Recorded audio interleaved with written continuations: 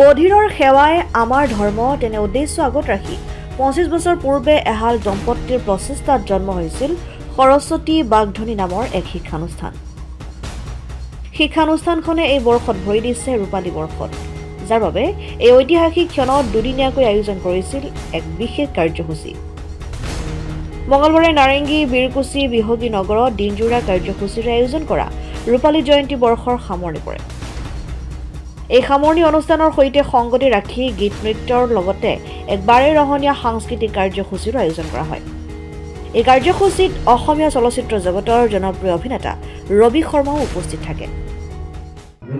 পৰম দায়িত্ব যে তেওঁলোক যেন সমাজখনৰ ভোকেল কৰ্ড হয়, গতিকে ইমান গুৰুত্ব এটা ভূমিকা বাকযন্ত্ৰটো বা বাক শক্তিৰ,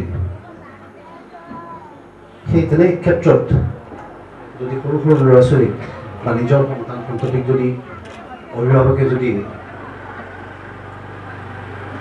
নিমাত হৈ থকা দেখা পায়, মই জানো এই যন্ত্ৰণা কিমান হ'ব পাৰে, মই উপলব্ধি কৰিব পাৰোঁ।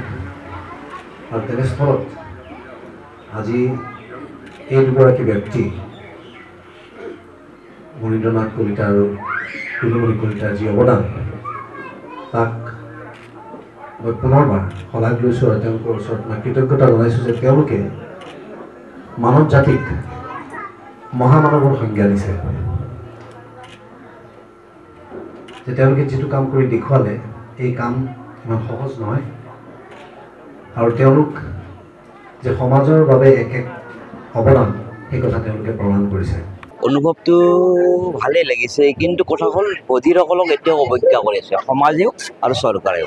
সেইটোৰ ক্ষেত্ৰত দুখিত মই, কাৰণ মই আৰম্ভ কৰিছিলোঁ বধিৰসকলক, দিব্যাংগসকলক উন্নতিৰ উচ্চ শিখৰলৈ লৈ যোৱাত, কিন্তু এই ২৫ বছৰে দেখিছোঁ দিব্যাংগসকলক চৰকাৰেও অৱহেলা কৰিছে আৰু সমাজ ব্যৱস্থাইও অৱহেলা কৰিছে।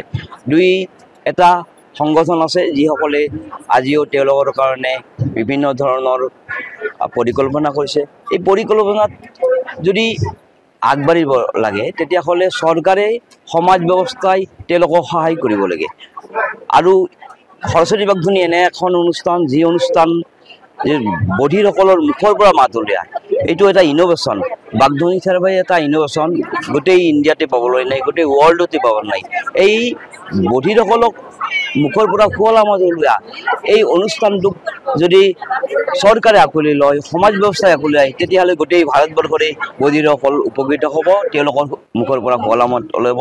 এইটো এটা মোৰ বিশেষ অনুভৱ।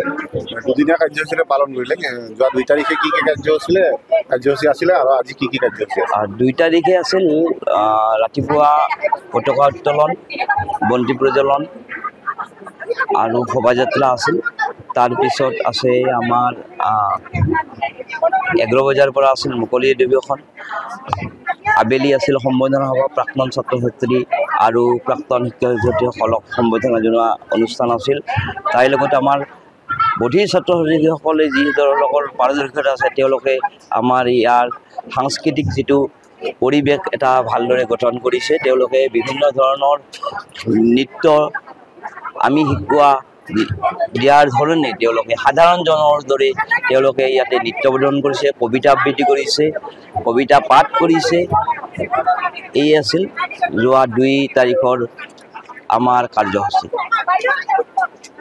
আৰু আজিৰ কাৰ্যসূচী আছিল ৰাতিপুৱা বন্তি প্ৰজ্বলন আছিল, তাৰপিছত প্ৰীতি সন্মিলন আছিল, প্ৰাক্তন ছাত্ৰ ছাত্ৰী আৰু বৰ্তমানৰ ছাত্ৰসকলৰ প্ৰীতি সন্মিলন, আৰু ১১ বজাৰ পৰা মুকলি অধিৱেশন আছিল। আপোনালোক আটাইৰে ওচৰত মই কৃতজ্ঞতা জ্ঞাপন কৰিছোঁ। মই আচলতে ৰাজু কলিতা, মোৰ ভাতৃপ্ৰতিম, তেওঁৰ নিমন্ত্ৰণ মৰ্মে প্ৰথমতে মই এই বাগধনী, সৰস্বতী বাগধনীৰ বিষয়ে মই গম পাওঁ, আৰু সেই সূত্ৰে আজি আহি আপোনালোকৰ মাজত উপস্থিত হৈছোঁহি। গতিকে আপোনালোকক মই মোৰ আন্তৰিক শুভেচ্ছা জ্ঞাপন কৰিছোঁ। দুখ, কষ্ট, সংঘাতৰ মাজেৰে পাৰ হোৱা এই ২৫টা বছৰ যথেষ্ট প্ৰশংসনীয়, আৰু আপোনালোকৰ এই মহান কাৰ্যৰ মই শলাগ লৈছোঁ। নিমন্ত্ৰণ কৰা হয় যাতে তেওঁলোকে নিজৰ নিজৰ দৃষ্টিভংগীবোৰ দাঙি ধৰিব পাৰে, আৰু সভাখন যাতে আৰু বেছি উপভোগ্য হৈ পৰে।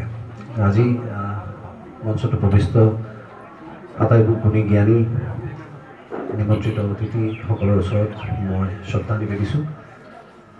অলপ স্বাৰ্থপৰ হৈ আজি অত বছৰ আপোনালোকে দি অহা মৰম আশীৰ্বাদৰ বাবে আপোনালোকক এই সুযোগতে পুনৰবাৰ মোৰ কৃতজ্ঞতা জ্ঞাপন কৰিছোঁ। অনুভৱ কৰোঁ তাকেই কওঁ, গতিকে সজাই দিওঁতে হয়তো অলপ আপোনালোকে বিশৃংখল পাব পাৰে, তাৰ বাবে মই প্ৰথমতে ক্ষমা বিচাৰিছোঁ।